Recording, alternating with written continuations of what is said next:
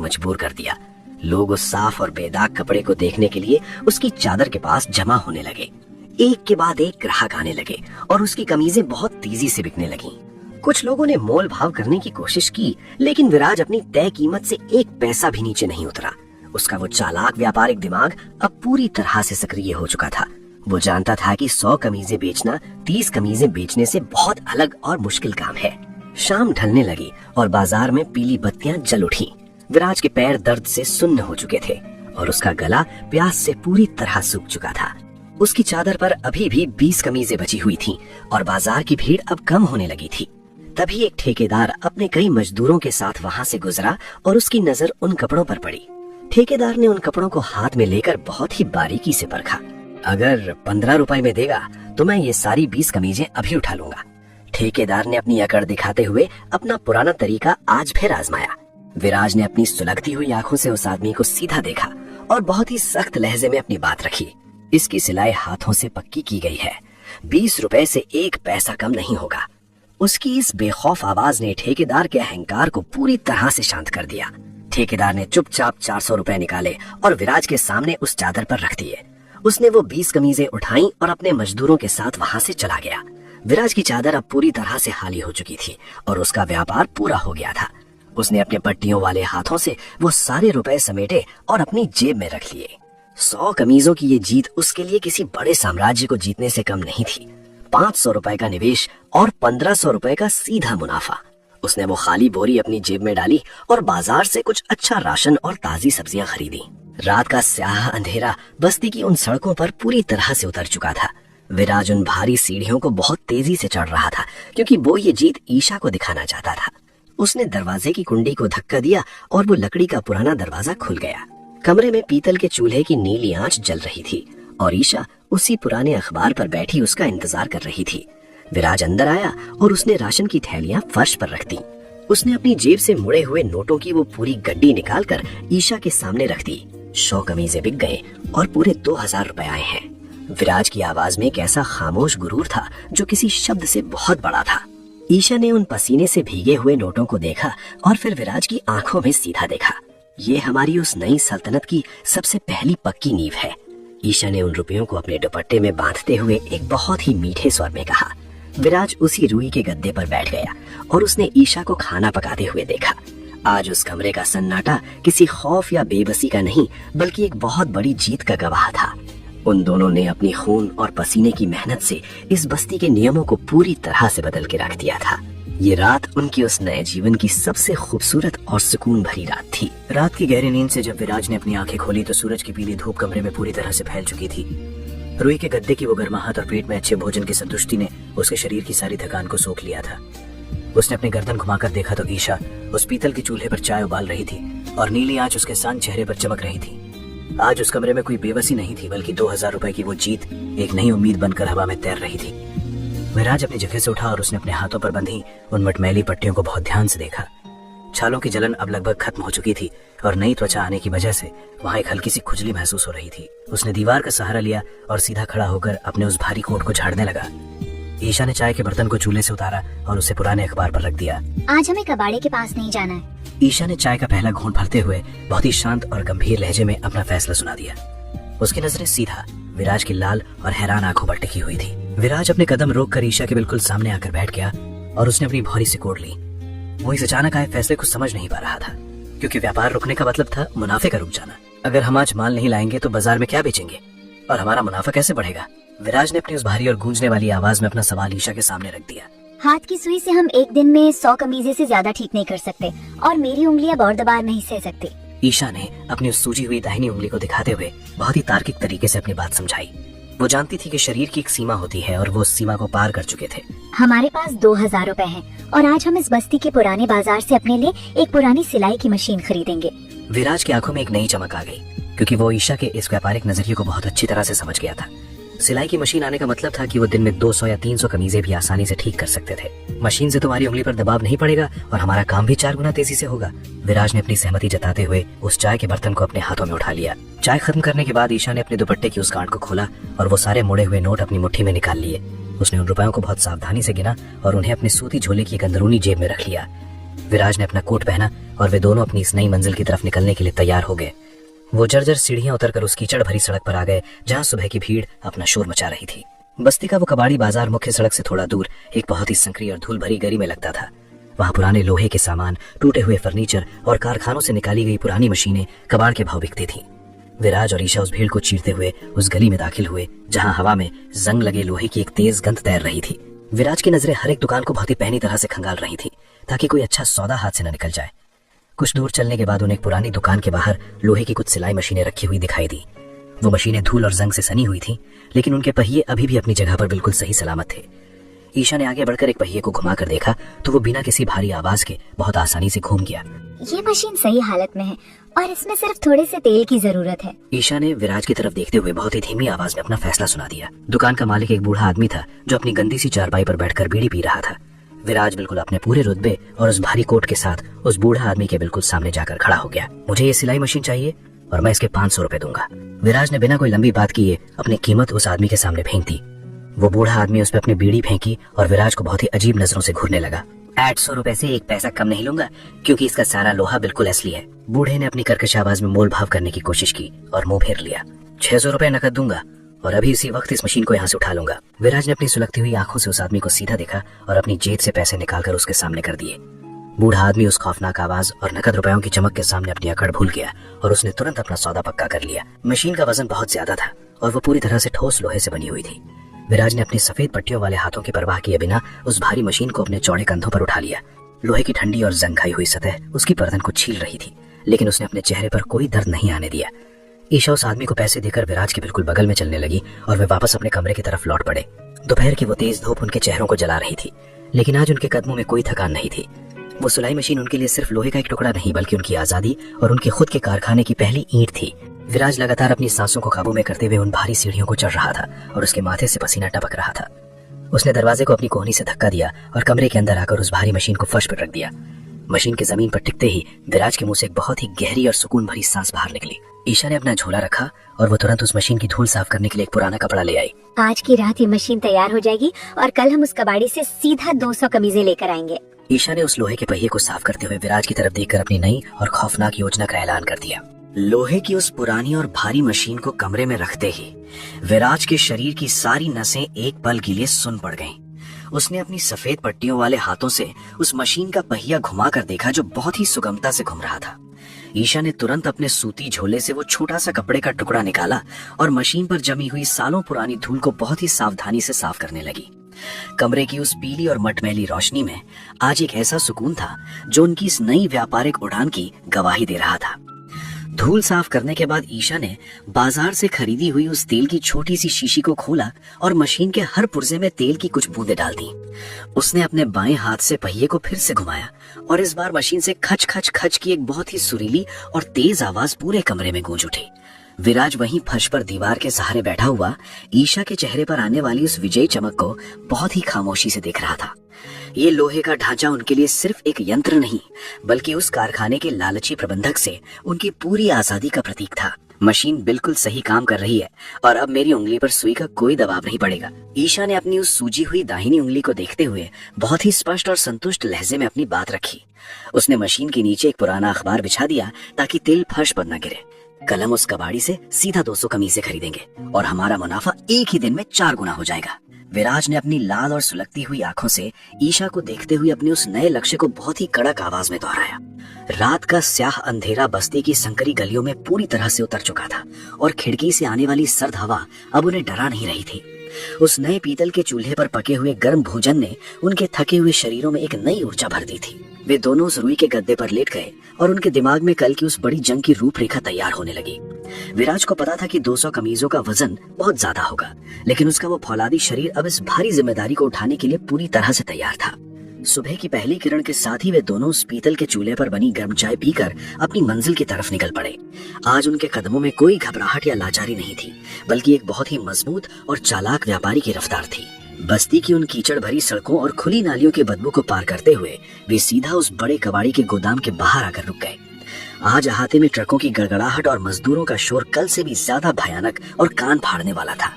विराज अपने उस भारी काले कोट और फौलादी चेहरे के साथ सीधा उस मोटे कबाड़ी की मेज के पास जाकर खड़ा हो गया। ईशा भी उसके बिल्कुल पीछे खड़ी थी और उसने अपना सूती झोला अपने बाएं कंधे पर बहुत मजबूती से टिका रखा था। मुझे आज 200 कमीजें चाहिए और कीमत वही कल वाली 5 रुपए प्रति टुकड़ा रहेगी।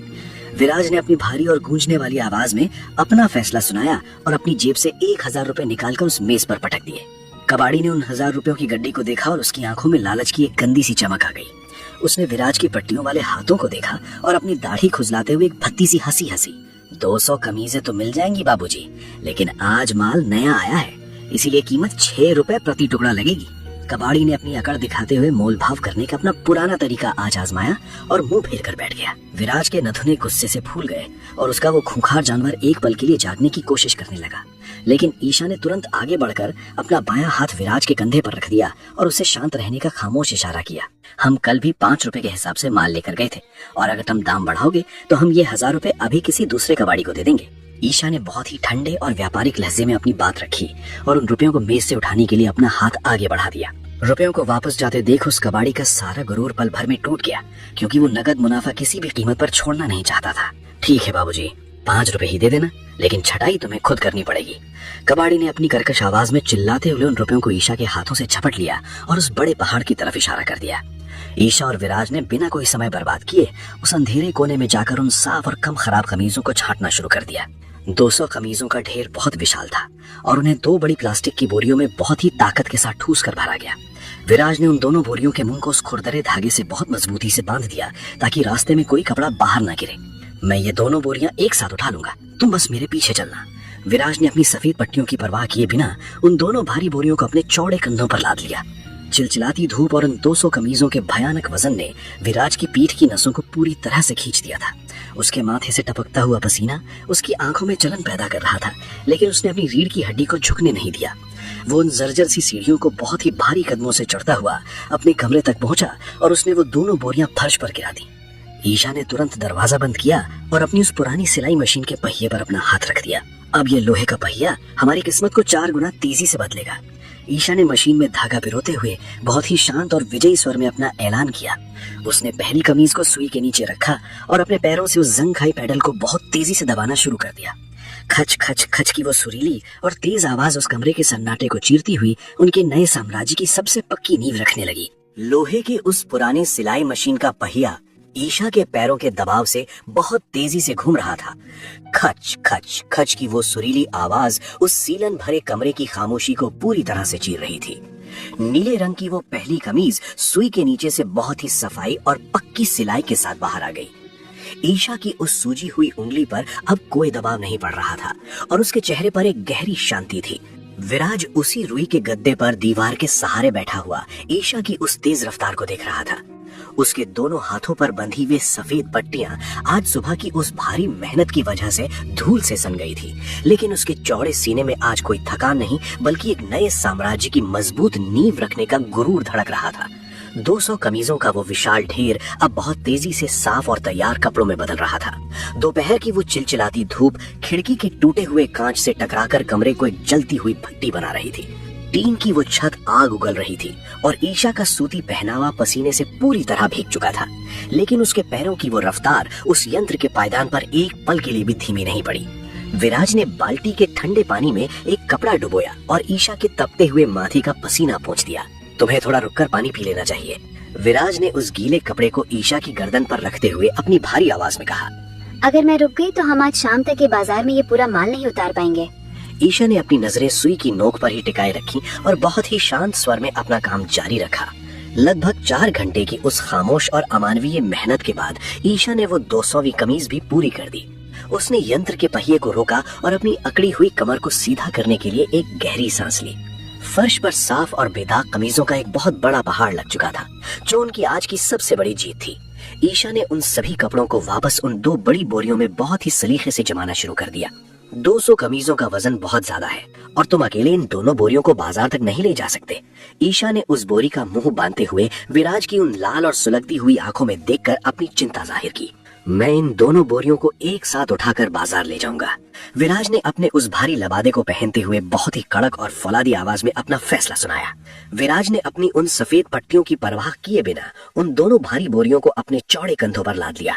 वजन इतना भयानक था कि उसकी पीठ की नसें पूरी तरह से खिंच गई थी और उसके घुटने एक पल के लिए कांप गए थे, लेकिन उसने अपने जबड़े को बहुत कसकर भींच लिया और अपनी रीढ़ की हड्डी को बिल्कुल सीधा कर लिया। वो उन जर्जर सीढ़ियों से नीचे उतरा और उस चिलचिलाती धूप में बस्ती की सड़क पर अपने भारी कदम बढ़ाने लगा। साप्ताहिक बाजार का वो शोर और धूल भरा गुबार आज अपने सबसे खौफनाक रूप में था। विराज उस भारी वजन के साथ सीधे उसी पुराने पेड़ के नीचे पहुंचा जहां वो अपना माल बेचता था। उसने अपनी पीठ से वे दोनों बोरियां उतारी और अपनी सांसों को काबू में करते हुए जमीन पर वो चादर बिछा दी। उसने उन 200 कमीजों को उस चादर पर बहुत ही सलीके से सजाकर एक बहुत बड़ी दुकान का रूप दे दिया। कारखाने का बेदाग माल और पक्की सिलाई सिर्फ 20 रुपए में। विराज की वो भारी और गूंजने वाली आवाज उस पूरे बाजार के शोर को चीरती हुई दूर तक गई। मुझे 10 कमीजें चाहिए। एक मजदूर ने अपनी मुट्ठी में पैसे दबाए हुए उस भारी भीड़ के बीच से आवाज लगाई। फेरी वाले और गरीब मजदूर उन साफ कमीजों को देखकर बहुत तेजी से अपनी जेबों से रुपए निकालने लगे। विराज के हाथ उन पट्टियों के बावजूद बहुत ही फुर्ती से काम कर रहे थे और वो लगातार पैसे समेट रहा था। कुछ ठेकेदारों ने थोक में माल उठाने के लिए मोल भाव करने की कोशिश की, लेकिन विराज अपनी कीमत पर अड़ा रहा। सूरज ढलने से पहले ही उसकी वो बड़ी चादर पूरी तरह से खाली हो गई और आखिरी कमीज भी बिक गई। 200 कमीजें बिक चुकी थी और उसकी जेबों में नोटों का एक बहुत बड़ा और भारी ढेर जमा हो चुका था। 1000 रुपए का निवेश और 4000 रुपए की कुल कमाई उसकी अब तक की सबसे बड़ी जीत थी। विराज ने वे दोनों खाली बोरियां अपनी जेबों में डाली और बाजार से कुछ ताजी सब्जियां खरीद कर घर की तरफ लौट पड़ा। उसके कदमों में कोई थकान नहीं थी, बल्कि एक ऐसे शासक का गुरूर था जिसने आज अपनी सल्तनत वापस पा ली थी। रात का सयाह अंधेरा बस्ती की उन संकरी गलियों में पूरी तरह उतर चुका था। विराज उन भारी सीढ़ियों को बहुत तेजी से चढ़ रहा था, क्योंकि वो ये विशाल जीत ईशा को दिखाना चाहता था। उसने दरवाजे की कुंडी खोली तो कमरे में उस पीतल के चूल्हे की नीली आंच बहुत ही सुकून दे रही थी।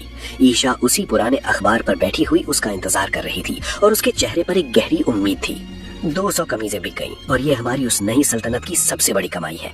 विराज ने अपनी जेबों से वे सारे पसीने से भीगे नोट निकालकर ईशा के सामने रख दिए। ये सिर्फ शुरुआत है और कल हम अपना व्यापार इस बस्ती के बाहर लेकर जाएंगे। ईशा ने उन रुपयों को अपने दुपट्टे में बहुत ही मजबूती से बांधते हुए अपना एक नया और खौफनाक फैसला सुनाया। उस छोटे से कमरे में एक बहुत ही मीठा और गहरा सुकून लेकर आई थी। 4000 रुपयों की वो भारी रकम ईशा के दुपट्टे में किसी बड़े खजाने की तरह बंधी हुई थी। खिड़की से छनकर आने वाली सुबह की मटमैली रोशनी उस लोहे की सिलाई मशीन पर पड़ रही थी, जो अब उनके इस नए साम्राज्य का सबसे मजबूत हथियार बन चुकी थी। रुई के गद्दे पर सोए हुए विराज ने अपनी आंखें खोली और अपने उन पट्टियों वाले हाथों को देखा। छालों की वो भयंकर जलन अब पूरी तरह से शांत हो चुकी थी और नई त्वचा की खुजली उसे ये बता रही थी कि उसके हाथ अब पहले से ज्यादा मजबूत हो रहे हैं। ईशा उस पीतल के चूल्हे पर चाय बना रही थी और नीली आंच उसके शांत चेहरे पर एक विजयी चमक बिखेर रही थी। विराज अपनी जगह से उठा और उसने अपना वो भारी काला कोट पहन लिया जो अब उसकी पहचान बन चुका था। बाहर के बाजार में जाने का मतलब है कि हमें इस बस्ती के गुंडों और ठेकेदारों से अलग एक नई दुनिया से लड़ना होगा। विराज ने ईशा के पास बैठते हुए अपनी भारी और गूंजने वाली आवाज में अपना सवाल रखा। ईशा ने चाय का बर्तन उतारते हुए बहुत ही व्यापारिक और कड़क लहजे में अपना फैसला सुनाया। बस्ती के बाजार में हमारी कमाई की एक सीमा तय हो चुकी है और अब हमें 20 रुपए की कमीज को 40 रुपए में बेचना है। ईशा ने अपनी वो नई रणनीति विराज के सामने पूरी तरह से खोल के रख दी। विराज ने उस गर्म चाय का घूंट पिया और उसकी आंखों में एक चालाक व्यापारी की चमक आ गई। वो ईशा की इस बात को समझ गया कि जगह बदलने से उसी माल की कीमत 2 गुनी हो सकती है, लेकिन हम इतनी सारी कमीजें इतनी दूर तक मेरी पीठ पर लाद कर नहीं ले जा सकते। विराज ने अपनी शारीरिक सीमा को मानते हुए एक बहुत ही तार्किक बात कही। हम पीठ पर नहीं ले जाएंगे, बल्कि हम बाजार से एक लकड़ी का ठेला किराए पर लेंगे। ईशा ने अपने दुपट्टे की गांठ खोलकर कुछ रुपए निकालते हुए अपनी पूरी तैयारी का सबूत दिया। ठेला किराए पर लेने का मतलब था कि वे अब 200 नहीं बल्कि 300 या 400 कमीजें भी एक साथ लाद कर ले जा सकते थे। विराज ने ईशा की उस व्यापारिक समझ को देखकर एक गहरी और सुकून भरी सांस ली। उसने वे रुपए अपनी जेब में रखे और दोनों सीढ़ियां उतरकर उस बस्ती की कीचड़ भरी सड़क पर आ गए। उन्होंने सबसे पहले एक बूढ़े आदमी से 50 रुपए रोज के किराए पर एक मजबूत लकड़ी का ठेला लिया। विराज ने उस भारी ठेले के हत्थे को अपने पट्टियों वाले हाथों से मजबूती से पकड़ा और उसे उस कबाड़ी के गोदाम की तरफ धकेलने लगा। कबाड़ी के उस धूल भरे अहाते में आज वे किसी लाचारी से नहीं बल्कि एक बड़े खरीदार की तरह दाखिल हुए। उस मोटे कबाड़ी ने जैसे ही विराज को उस ठेले के साथ देखा, उसकी आंखें फटी की फटी रह गईं। आज मुझे 300 कमीजें चाहिए और पैसे मैं नकद दूंगा। विराज ने अपनी भारी आवाज में पूरे अहाते को शोर शांत करते हुए अपना आदेश दिया। कबाड़ी ने बिना कोई मोल भाव किए उन्हें उस बड़े पहाड़ की तरफ भेज दिया, क्योंकि वो जानता था कि ये आदमी नकद मुनाफा देता है। ईशा और विराज ने बहुत ही तेजी से 300 साफ और कम खराब सिलाई वाली कमीजें छांट ली और उन्हें 3 बड़ी बोरियों में भर लिया। विराज ने उन भारी बोरियों को उठाकर उस लकड़ी के ठेले पर लाद दिया और कबाड़ी को 1500 रुपए देकर वहां से निकल पड़े। दोपहर की चिलचिलाती धूप में ठेले को खींचना विराज के लिए एक नई और अमानवीय मेहनत थी। ठेले के लोहे के पहिए उस ऊबड़ खाबड़ सड़क पर बहुत भारी चल रहे थे और विराज की पीठ की नसें पूरी तरह से तन चुकी थीं। लेकिन आज उसके कदमों में कोई लड़खड़ाहट नहीं थी, क्योंकि वो अपनी सल्तनत की सीमाएं बढ़ा रहा था। कमरे पर पहुंचकर ईशा ने तुरंत अपनी सिलाई मशीन का पहिया घुमाना शुरू कर दिया और खच खच खच की वो आवाज फिर से गूंज उठी। 300 कमीजों की सिलाई कोई मामूली काम नहीं था, लेकिन उस लोहे की मशीन और ईशा के उस फौलादी इरादे के सामने हर मुश्किल छोटी लग रही थी। विराज लगातार ईशा को पानी पिलाता रहा और ठंडे कपड़े से उसका पसीना पोंछता रहा। शाम होने से पहले ही वो 300 कमीजें पूरी तरह से साफ और बेदाग होकर उन बोरियों में भर दी गई। विराज ने ठेले को वापस सड़क पर निकाला और उन बोरियों को उस ठेले पर लादकर बस्ती के बाहर की तरफ अपने कदम बढ़ा दिए। ईशा भी आज उस ठेले के पीछे पीछे चल रही थी, क्योंकि बाहर के बाजार का खतरा वे दोनों मिलकर उठाना चाहते थे। बस्ती से बाहर निकलते ही पक्की सड़कें और कुछ साफ सुथरी इमारतें नजर आने लगी। ये वो इलाका था जहाँ छोटे दफ्तर और दुकानें थीं और वहाँ के लोग बस्ती वालों से थोड़े बेहतर कपड़े पहनते थे। विराज ने अपना वो ठेला एक बड़े चौराहे के किनारे पर खड़ा कर दिया और अपनी वो पुरानी चादर बिछाकर उन 300 कमीजों को बहुत ही सलीके से सजा दिया। बेहतरीन सिलाई और नया कपड़ा सिर्फ 40 रुपए में। विराज ने अपनी गूंजने वाली आवाज से उस चौराहे का सन्नाटा तोड़ दिया। उसकी वो भारी आवाज और फौलादी चेहरा वहां से गुजरने वाले हर बाबू और क्लर्क को अपनी तरफ खींचने लगा। कपड़े की चमक और पक्की सिलाई देखकर लोगों को यकीन नहीं हो रहा था कि ये माल सिर्फ 40 रुपए में मिल रहा है। भीड़ अचानक से बढ़ने लगी और ठेले के चारों तरफ ग्राहकों का एक बहुत बड़ा घेरा बन गया। ईशा बहुत ही फुर्ती से कमीजें निकाल कर दे रही थी और विराज अपने पट्टियों वाले हाथों से पैसे समेट रहा था। कुछ ही घंटों में उस ठेले पर रखी हुई वे 300 कमीजें पूरी तरह से बिक गईं और उनकी जेबों में नोटों का एक ऐसा मार लग गया जो उन्होंने इस बस्ती में आने के बाद कभी नहीं देखा था।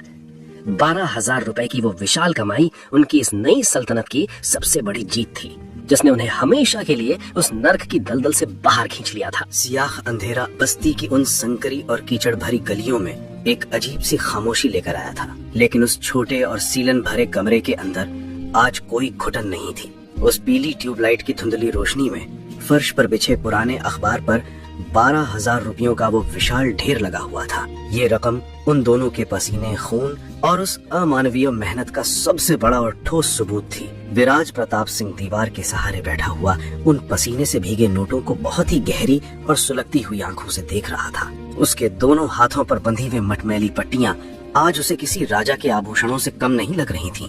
12,000 रुपए एक ऐसी जीत थी जिसने उस खूंखार जानवर के अहंकार को एक बहुत ही शांत और चालाक व्यापारी में बदल दिया था। ईशा उस पीतल के नए चूल्हे पर रात का खाना पका रही थी और नीली आंच उसके थके हुए लेकिन विजयी चेहरे पर चमक रही थी। विराज ने अपनी नजरें उन रुपयों से हटाकर ईशा की सूजी हुई दाहिनी उंगली पर टिका दी, जिसने आज 300 कमीजें सिलकर ये चमत्कार किया था। ये 12,000 रुपए इस बस्ती की कीचड़ में खिले हुए हमारे पहले असली फूल हैं। विराज ने अपनी उस भारी और गूंजने वाली आवाज में इस खामोशी को तोड़ा। उसकी आवाज में आज कोई खौफ नहीं, बल्कि एक नए साम्राज्य का गुरूर झलक रहा था। ईशा ने चूल्हे की आंच को बुझाया और वो गर्म खाना लेकर विराज के बिल्कुल सामने आ गई। ये रकम हमारी उस नई सल्तनत की चाबी है, लेकिन ये चाबी इस सीलन भरे कमरे में सुरक्षित नहीं है। ईशा ने बहुत ही तार्किक और स्पष्ट लहजे में अपनी बात रखी और उन रुपयों को अपने दुपट्टे में बांधने लगी। इस बस्ती के गुंडों और उस लालची मकान मालिक की नजरें बहुत तेज हैं और हमें कल ही ये कमरा छोड़ना होगा। ईशा जानती थी कि पैसे की महक इस नर्क में किसी भी भूखे जानवर को उनकी तरफ खींच सकती है। विराज ने उस गर्म खाने का निवाला अपने मुंह में रखा और ईशा की उस व्यापारिक समझ को देखकर एक बहुत ही सुकून भरी सांस ली। वो भी यही चाहता था कि अब ईशा को उस गुंडे मकान मालिक की गालियां और गंदी नजरें न सहनी पड़े। हम कल सुबह ही इस बस्ती से बाहर जाएंगे और एक ऐसा कमरा किराए पर लेंगे जहां तुम्हें कोई घूर ना सके।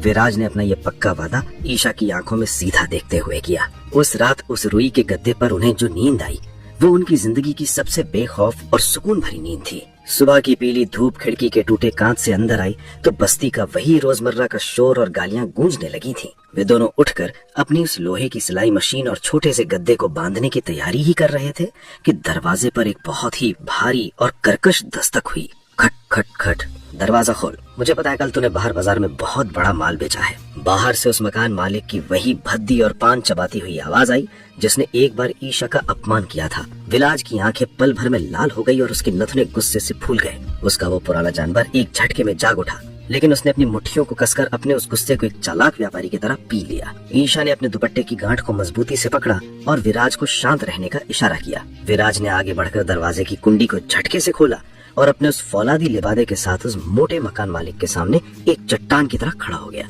मकान मालिक ने विराज की उन सुलगती हुई आंखों को देखा तो उसका गुरूर एक पल के लिए कांप गया, लेकिन उसने अपनी लालची नजरें कमरे के अंदर घुमाने की कोशिश की। सुना है तेरा ठेला बहुत भारी चल रहा है आजकल, इसलिए इस कमरे का किराया 500 नहीं बल्कि 1500 रुपए होगा। मकान मालिक ने अपनी अकड़ दिखाते हुए और मुंह की पीक सीढ़ियों पर थूकते हुए अपनी नई मांग रखी। उसे लगा कि वो इन बेबस लोगों को डराकर इनकी कमाई का हिस्सा छीन लेगा। तेरा ये सड़ा हुआ कमरा और तेरी ये थो कौड़ी की अकड़ अब मेरी हैसियत के लायक नहीं बची है। विराज की वो भारी आवाज उस जर्जर सी सीढ़ी पर तीसी करचते हुए बादल की तरह गूंजी। हम आज ही ये नर्क छोड़ रहे हैं और ये पकड़ अपना 500 रुपए का किराया। विराज ने अपनी जेब से 500 रुपए का एक नोट निकाला और उसे बहुत ही हिकारत के साथ उस मकान मालिक के मुंह पर मार दिया। नोट उस आदमी के गंदे चेहरे से टकराकर जमीन पर गिर पड़ा और वो अपनी जगह पर पत्थर की तरह जम गया। विराज की आंखों का खौफ और उसकी आवाज का वो कड़कपन उस आदमी की रीढ़ की हड्डी को सुन कर चुका था। विराज मुड़ा और उसने ईशा की मदद से उस भारी सिलाई मशीन को अपने चौड़े कंधों पर उठा लिया। ईशा ने अपना वो सूती झोला, चूल्हा और रुई का गद्दा उठाया और वे दोनों उस दरवाजे से बाहर निकल आए। मकान मालिक बिना कोई शब्द कहे चुपचाप दीवार से चिपक कर उन्हें रास्ता देने के लिए मजबूर हो गया। विराज ने उस भारी मशीन के साथ उन सीढ़ियों को उतरा और ईशा उसके बिल्कुल पीछे चल रही थी। बस्ती की उन संकरी और बदबूदार गलियों को पार करते हुए आज उन्हें कोई घुटन महसूस नहीं हो रही थी। उनके कदमों में एक नई आजादी और एक नए साम्राज्य को खड़ा करने की वो खौफनाक रफ्तार थी जिसे अब कोई नहीं रोक सकता था। बस्ती की वो घुटन भरी और सड़ांध मारती हुई हवा अब धीरे धीरे पीछे छूट रही थी। विराज प्रताप सिंह के चौड़े कंधों पर वो लोहे की भारी सिलाई मशीन किसी पहाड़ की तरह लदी हुई थी, लेकिन उसके कदमों में आज कोई लड़खड़ाहट नहीं थी। उसका वो भारी काला कोट पसीने से भीग चुका था और उसके हाथों की मटमैली पट्टियां उस मशीन के खुरदरे लोहे से रगड़ खा रही थी। ईशा उसके बिल्कुल बगल में चल रही थी और उसके एक हाथ में वो रुई का गद्दा और दूसरे हाथ में पीतल का चूल्हा था। उन दोनों ने उस नर्क की दहलीज को हमेशा के लिए पार कर लिया था और उनके चेहरों पर एक ऐसी खामोश जीत थी जो शब्दों की मोहताज नहीं थी। मुख्य सड़क पर आते ही शहर का वो तेज और मशीनी शोर उनके कानों से टकराया। यहाँ खुली नालियां नहीं थी और न ही वो कीचड़ भरा रास्ता था। डामर की पक्की सड़क दोपहर की चिलचिलाती धूप में भट्टी की तरह तप रही थी और विराज के जूतों के तलवों से वो गर्माहट सीधे उसके पैरों की नसों तक पहुंच रही थी।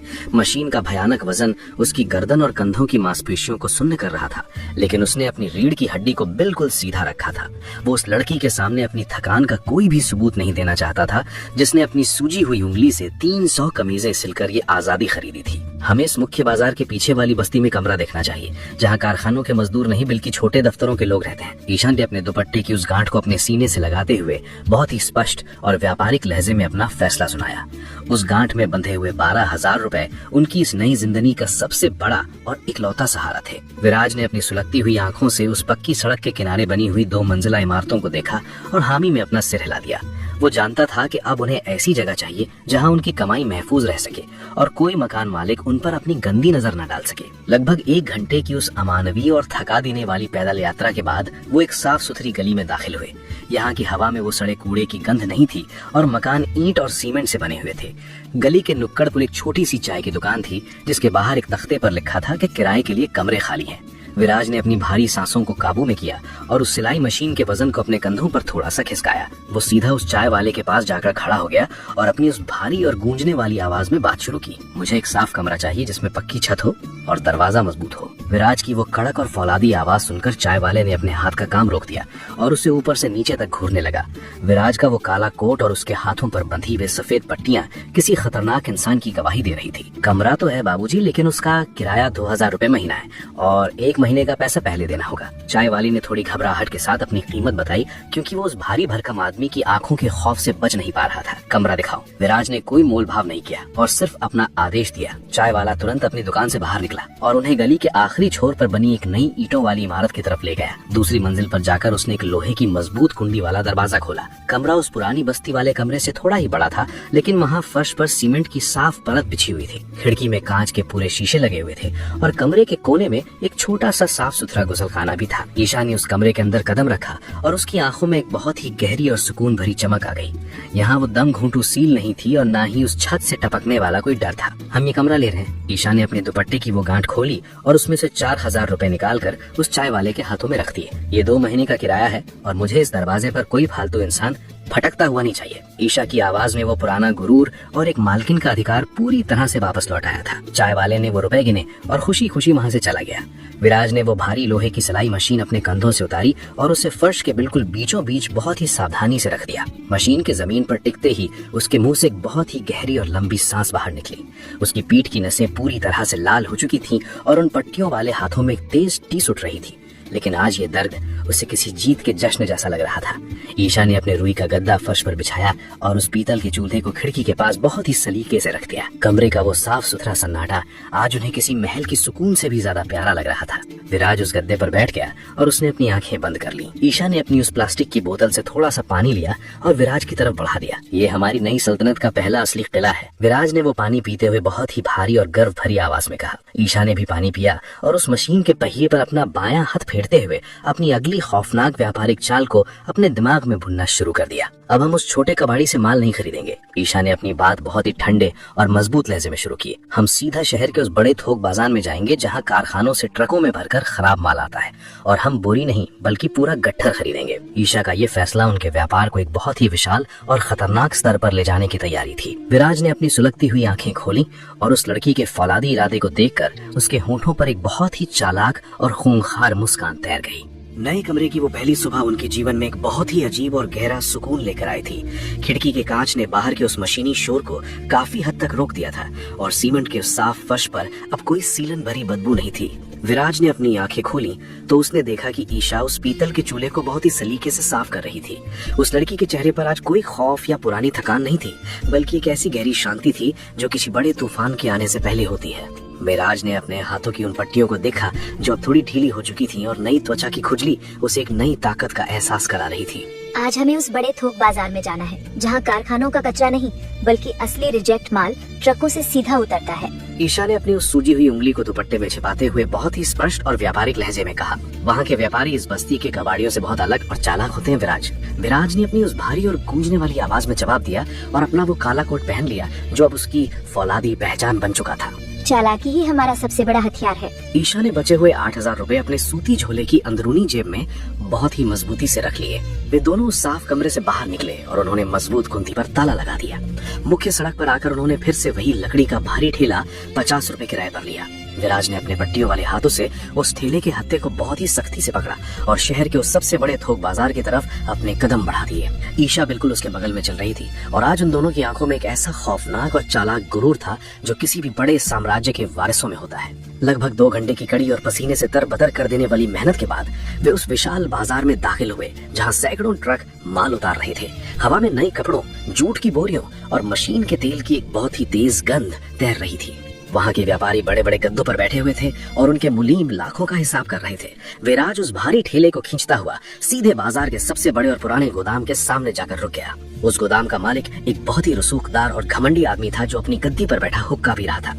विराज अपने पूरे रुतबे और उस भारी कोट के साथ उस आदमी के बिल्कुल सामने जाकर खड़ा हो गया। ईशा भी उसके पीछे एक बहुत ही शांत लेकिन खतरनाक साई की तरह खड़ी थी। मुझे रिजेक्ट कमीजों का पूरा एक बड़ा गट्ठर चाहिए और मैं सौदा नकद में करूंगा। विराज की वो कड़क और गरजती हुई आवाज उस गोदाम के शोर को चीरती हुई सीधे उस सेठ के कानों तक पहुंची। सेठ ने अपना हुक्का छोड़ा और विराज के उस पुराने कोट और पट्टियों वाले हाथों को बहुत ही हकारत से ऊपर से नीचे तक घूरा। उसे लगा कि ये कोई मामूली फेरी वाला है जो गलती से इस बड़े बाजार में आ गया है। हम यहाँ चिल्लर में माल नहीं बेचते और एक गट्ठर में 500 कमीजें होती हैं जिसकी कीमत तेरे इन फटे हुए कपड़ों से बहुत ज्यादा है। सेठ ने अपनी अकड़ दिखाते हुए बहुत ही भद्दे लहजे में विराज का अपमान करने की कोशिश की। विराज की आंखें पल भर में लाल हो गईं और उसके अंदर का वो खूनखार जानवर जाग उठा, लेकिन उसने अपनी मुट्ठियों को कसकर अपने उस कुश्ती को एक चालाक व्यापारी की तरह पी लिया। ये कोई बस्ती का कबाड़ी नहीं था जिसे डराया जा सके, बल्कि ये एक ऐसा व्यापारी था जिसे सिर्फ पैसों की भाषा समझ आती थी। तेरा वो रिजेक्ट माल गोदाम में जगह घेर रहा है और मैं तुझे उसके पूरे 2000 रुपए यहीं इसी मेज पर नकद दूंगा। विराज ने बिना पलक झपकाए अपनी सुलगती हुई आंखों से उस सेठ को सीधा देखा और अपनी वो भारी कीमत उसके सामने फेंक दी। सेठ की आंखें 2000 नकद का नाम सुनकर थोड़ी सी चमक उठी, क्योंकि रिजेक्ट माल को कोई इतने दाम में एक साथ नहीं उठाता। 2500 से 1 रुपए कम मिलूंगा। सेठ ने मोल भाव का अपना आखिरी पत्ता फेंका। 2200 रुपए। ईशा ने पीछे से बहुत ही ठंडी और बर्फ जैसी आवाज में अपनी कीमत बताई और अपने झोले से नोटों की गड्डी मेज पर रख दी। अगर सौदा मंजूर है तो गट्ठा ठेले पर रखवाओ, वरना हम सामने वाले गोदाम में जा रहे हैं। ईशा के इस अचूक और बेखौफ व्यापारिक दाम ने उस सेठ के सारे अहंकार को एक ही झटके में तोड़ दिया। नकद रुपयों की वो चमक और इन दोनों की वो खौफनाक अकड़ देखकर सेठ ने तुरंत अपने मुनीम को इशारा कर दिया। मजदूरों ने जूट की एक बहुत ही बड़ी और भारी बोरी जिसमें 500 कमीजें ठूस ठूस कर भरी गई थी, उसे लाकर विराज के ठेले पर लाद दिया। गट्ठर का वजन इतना भयानक था कि उसके मजबूत लकड़ी के पहिए भी एक पल के लिए चरमरा गए। विराज ने ठेले का हत्था पकड़ा और अपनी पीठ की सारी नसों को खींचता हुआ उसे चिलचिलाती धूप में आगे की तरफ धकेल दिया। 500 कमीजों का मतलब था कि उनकी किस्मत अब एक बहुत बड़ी उड़ान भरने वाली थी। कमरे तक पहुंचने में विराज के शरीर का सारा पानी पसीने के रूप में बह चुका था और उसके कदम सुन्न हो गए थे, लेकिन उसने और ईशा ने मिलकर उस भारी गट्ठर को सीढ़ियों से ऊपर उस साफ कमरे तक पहुंचा ही दिया। कमरे में आते ही ईशा ने तुरंत गट्ठर का मुंह खोला और कमीजों का वो विशाल पहाड़ फर्श पर बिखर गया। उसने अपनी सिलाई मशीन का पहिया घुमाया और खच खच खच की वो सुरीली आवाज उस नए कमरे की शांति में गूंज उठी। ये उनके उस अजय कारखाने की पहली असली धड़कन थी जो अब रुकने वाली नहीं थी। कमरे की वो शांत और पक्की दीवारें आज उस लोहे की सिलाई मशीन की खच खच खच की आवाज से पूरी तरह गूंज रही थी। ईशा के पैर उस जंग खाए पायदान पर किसी अनथक मशीन की तरह चल रहे थे। 500 कमीजों का वो विशाल पहाड़ फर्श पर बिखरा हुआ था और ईशा बिना रुके एक एक कमीज की सिलाई पक्की कर रही थी। पसीने की बूंदें उसके माथे से टपक रही थी, लेकिन उसकी आंखों में अब थकान नहीं बल्कि मुनाफे की बहुत बड़ी आग चल रही थी। विराज वहीं गद्दे पर बैठा हुआ उन तैयार कमीजों की बहुत ही सलीके से तह लगा रहा था। उसके हाथों की पट्टियां अब खुल चुकी थी और नई लाल त्वचा उस खुरदरी सूती कपड़े को महसूस कर रही थी। 500 कमीजें हम एक दिन में उस चौराहे पर नहीं बेच सकते। विराज ने अब तो तह लगाई हुई कमीजों का एक नया गट्ठर बनाते हुए अपनी भारी और व्यापारिक आवाज में कहा, हम चौराहे पर नहीं बेचेंगे क्योंकि हमारी हैसियत अब उस नुक्कड़ की नहीं रही। ईशा ने अपनी सुई की रफ्तार को थोड़ा धीमा किया और विराज की उन सुलगती हुई आंखों में सीधा देखा। तो हमारा ये लकड़ी का ठेला आज कहाँ रुकेगा? विराज ने अपने उस भारी काली कोट को पहनते हुए पूछा, जो अब उसकी इस फौलादी सल्तनत की वर्दी बन चुका था। हम शहर के मुख्य बस अड्डे के बाहर लगेंगे, जहाँ दूसरे शहरों से आने वाले मुसाफिर और छोटे व्यापारी थोक में सस्ते कपड़े खोजते हैं। ईशा ने अपनी उस अचूक व्यापारिक रणनीति को विराज के सामने खोल कर रख दिया। वो जानती थी कि बस अड्डे की भीड़ में कोई भी इंसान 40 रुपए की पक्की कमीज को छोड़ने की गलती नहीं करेगा। विराज के होठों पर एक बहुत ही चालाक और खूनखार मुस्कान आ गई। उसने उन 500 तैयार कमीजों को वापस उन 3 बड़ी बोरियों में बहुत मजबूती से ठूस दिया। बोरियों का मुक्कस कर बांधा गया और उन्हें उस लकड़ी के ठेले पर लाद दिया गया। आज ठेले का वजन इतना भयानक था कि उसके पहियों सीमेंट के फर्श पर रगड़ खा रहे थे। दोपहर की वो चिलचिलाती धूप उस पक्की सड़क को किसी भट्टी की तरह तपा रही थी। जब विराज ने ठेले का हत्था पकड़ा, उसने अपनी पीठ की सारी नसों को खींचा और ठेले को बस अड्डे की तरफ धकेलना शुरू कर दिया। ईशा आज घर पर ही रोकी थी क्योंकि वहाँ का माहौल और भीड़ एक औरत के लिए सुरक्षित नहीं थी। लगभग 1 घंटे की उस अमानवीय मेहनत के बाद विराज उस विशाल और शोर शराबे से भरे बस अड्डे के मुख्य द्वार के पास पहुंचा। हजारों लोगों की भीड़, धूल बसों का काला धुआं और फेरी वालों के चीख पुकार वहाँ का सन्नाटा चीर रही थी। विराज ने एक बहुत ही सही जगह चुनी जहाँ बसों से उतरने वाले हर मुसाफिर की नजर सीधी पड़े।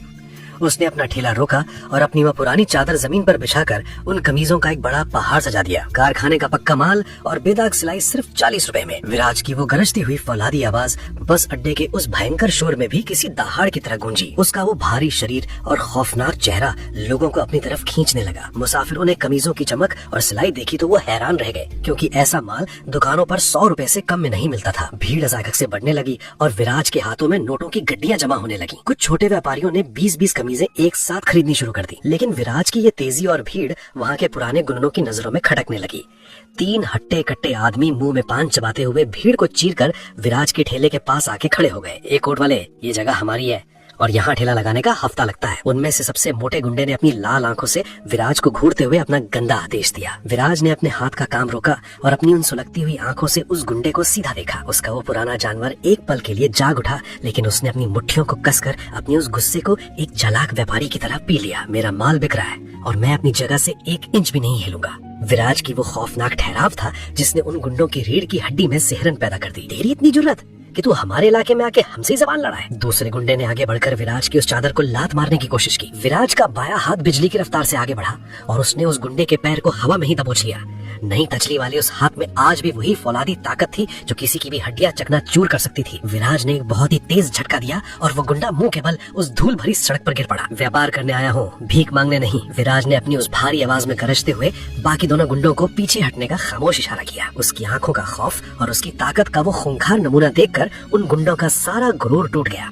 वो चुपचाप अपने साथी को उठाकर वहाँ से खिसक ले, क्योंकि वो समझ गए थे कि ये आदमी कोई मामूली फेरी वाला नहीं है। भीड़ में एक पल के लिए सन्नाटा छा गया, लेकिन विराज ने तुरंत अपनी वो गरजती हुई आवाज फिर से लगा दी और लोग वापस माल खरीदने में जुट गए। शाम ढलते ढलते वो चादर पूरी तरह से खाली हो गई और 500 कमीजें बिक चुकी थीं। 20,000 रुपए की वो विशाल रकम विराज की जेबों में एक खजाने की तरह भरी हुई थी। 2200 रुपए का निवेश और लगभग 18,000 रुपए का सीधा मुनाफा, ये उसकी जिंदगी की वो खौफनाक जीत थी जिसने उस बाजार में उसके नाम का सिक्का जमा दिया था। विराज ने वो खाली ठेला खींचा और पक्की सड़कों से होता हुआ अपने उस साफ सुथरे कमरे तक वापस लौट आया। उसने दरवाजे की मजबूत कुंडी खोली तो ईशा उसी पीतल के चूल्हे पर गर्म खाना पका रही थी। विराज अंदर आया और उसने अपनी जेबों से वो सारे पसीने से भीगे हुए नोट निकालकर उस फर्श पर बिछे अखबार पर रख दिए। 500 कमीजें बिक गईं और कोई भी गुंडा हमें रोक नहीं पाया। विराज ने अपनी सांसों को काबू में करते हुए बहुत ही भारी और गर्व भरी आवाज में अपना ऐलान किया। ईशा ने उन रुपयों के पहाड़ को देखा और उसकी आंखों में गहरी और शांत चमक आ गई। 20,000 रुपए अब कोई मामूली रकम नहीं थी, बल्कि ये उनके खुद के कपड़े के कारखाने का पहला असली बीज था। उन दोनों ने एक दूसरे की आंखों में देखा और बिना कुछ कहे अपनी उस नई सल्तनत की अगली और सबसे बड़ी व्यापारिक छलांग के लिए खुद को तैयार कर लिया। 20,000 रुपए की वो गड्डी उस सीलन भरे कमरे में एक ऐसा बीज साबित हुई जिसने समय की रफ्तार को पूरी तरह से बदल के रख दिया था। अब दिन और रात का फर्क सिर्फ उस लोहे की मशीन की खच खच खच आवाज से तय होता था। समय ने अपनी चाल दुगनी कर दी थी और उनके इरादों ने खौफनाक आग का रूप ले लिया था। विराज और ईशा ने अपनी उस पहली बड़ी कमाई को किसी आराम पर खर्च नहीं किया, बल्कि उन्होंने अपने साम्राज्य की नींव को और चौड़ा करने का फैसला किया। ईशा ने उस पक्के कमरे को एक छोटे से कारखाने में बदल दिया। उन 20,000 रुपयों से बाजार से 4 पुरानी लेकिन मजबूत सिलाई मशीनें लाई गई। अब ईशा खुद उस सुई के नीचे अपनी उंगलियां नहीं जलाती थी। उसने उसी पुरानी बस्ती की 4 ऐसी और औरतों को काम पर रख लिया जो भुखमरी और मजबूरी से लड़ रही थी। ईशा अब एक साधारण मजदूर नहीं, बल्कि एक बहुत चालाक और सख्त मैनेजर बन चुकी थी। उसकी आंखें हर एक कमीज की सिलाई को बाज की तरह परखती थी। सिलाई में एक भी धागा बाहर निकला तो मैं पूरी दिहाड़ी काट लूंगी। ईशा की आवाज में वो खौफ और अधिकार था जो कभी विराज की पहचान हुआ करता था। वो उन औरतों को उनके काम के पूरे पैसे नकद देती थी, लेकिन काम में कोई भी कोताही उसे बिल्कुल बर्दाश्त नहीं थी। कमरे के अंदर अब एक नहीं बल्कि 4 मशीनों का शोर गूंजता था, जो उनके तेजी से बढ़ते मुनाफे का सबसे सुरीला गीत था। दूसरी तरफ विराज प्रताप सिंह का वो खूंखार व्यापारिक दिमाग भी अपनी पूरी सीमाएं लांघ रहा था। अब वो उस भारी लकड़ी के ठेले को अपनी पीठ पर खींचकर नहीं चलता था। उसका वो पुराना पसीने से भीगा काला कोट अब एक साफ और कड़क सूती कमीज में बदल चुका था। उसने बाजार से रोजाना किराए पर छोटे ट्रक लेने शुरू कर दिए थे। अब वो कबाड़ी से कुछ 100 कमीजें नहीं, बल्कि सीधे कारखानों के मालिकों से ट्रकों में भर भर के हजारों खराब कपड़े औने पौने दामों में उठाता था। शहर के बड़े और थोक बाजारों में अब विराज का नाम एक अलग ही खौफ और सम्मान के साथ लिया जाने लगा था। वो छोटे ठेले वालों को माल नहीं बेचता था, बल्कि उसने शहर के बड़े कपड़ों के व्यापारियों को अपना माल थोक में देना शुरू कर दिया था। उसकी वो भारी और गरजती हुई आवाज जब बाजार में गूंजती तो बड़े बड़े सेठ भी उसे रास्ता देने पर मजबूर हो जाते थे। मुनाफा सैकड़ों या हजारों में नहीं बल्कि लाखों में पहुंच चुका था। हर रात जब विराज घर लौटता तो उसके हाथों में नोटों की मोटी गंटियां होती थी। ईशान रुपयों को गिनती और अगले दिन के निवेश की रणनीति तैयार करती। उन दोनों के बीच अब कोई शिकायत नहीं थी, बल्कि व्यापार और मुनाफे की एक ऐसी मजबूत साझेदारी बन चुकी थी जिसे तोड़ना किसी के बस की बात नहीं थी। उनका वो छोटा सा कमरा अब उनके बढ़ते सपनों और दौलत के लिए बहुत छोटा पड़ने लगा था। रफ्तार इतनी तेज थी कि जो सफर सालों में तय होता वो उन्होंने सिर्फ कुछ महीनों में नाप लिया था। विराज और ईशा दोनों अब इस शहर के व्यापारिक नक्शे पर एक बहुत बड़ा तूफान लाने की तैयारी कर रहे थे। शहर के सबसे बड़े कपड़ा बाजार में अब विराज प्रताप सिंह का नाम एक खौफनाक आंधी की तरह गूंजने लगा था। उनका व्यापार इतनी तेजी से फैल रहा था कि उस पुरानी बस्ती के कारखानों तक उनकी सफलता की भनक पहुंच गई। वही मोटा और लालची सुपरवाइजर जिसने ईशा को खून के आंसू रुलाए थे, अब अपनी उसी जर्जर मेज पर बैठकर बौखला रहा था। उसे ये बात हजम नहीं हो रही थी कि कल तक जो औरत उसके सामने गिड़गिड़ा रही थी, आज वो लाखों के माल की मालकिन कैसे बन गई।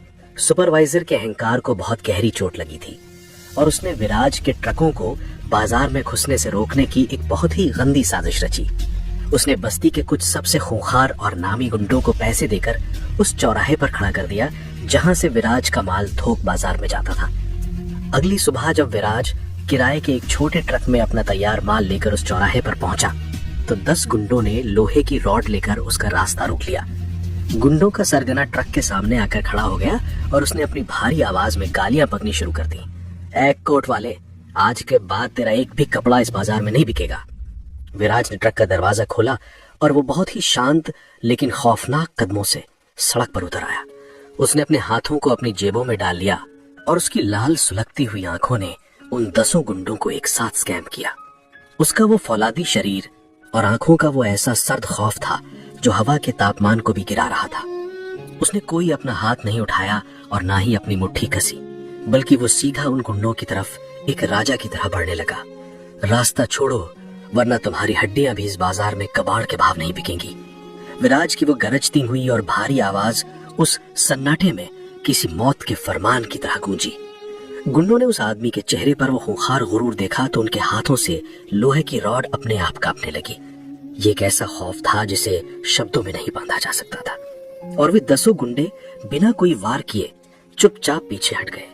विराज अपनी जेबों में हाथ डाले हुए उनके बिल्कुल बीच से गुजर गया और किसी की भी उसे छूने की हिम्मत नहीं हुई। ये खबर जब ईशा तक पहुंची तो उसकी आंखों में कोई खौफ नहीं बल्कि एक बहुत ही चालाक और खतरनाक चमक आ गई।